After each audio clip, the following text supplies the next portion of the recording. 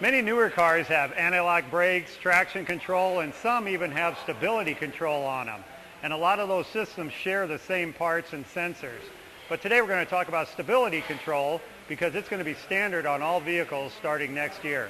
This remote control car will help me explain a little bit on how stability control works and when you might need it.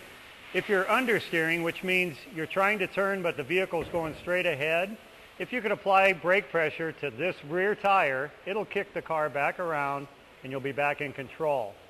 Also, if you're oversteering, which means the back end's fishtailing out of control, if you could apply brake pressure to this right front wheel, it would kick it back in line and away you'd go.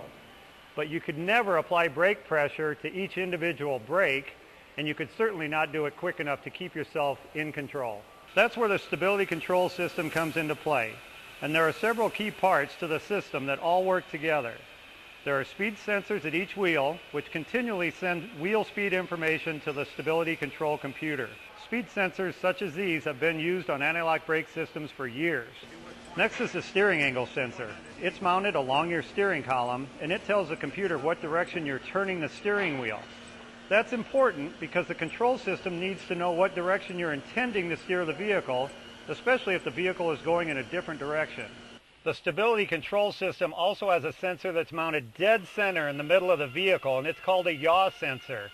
That sensor needs to be dead center because it can tell if the vehicle's starting to spin and in what direction it's starting to spin. Once the stability control computer has the signals from all three of these sensors, it can get to work. When a vehicle starts to slide out of control, the stability control system applies the brakes at certain wheels to keep the vehicle from spinning out.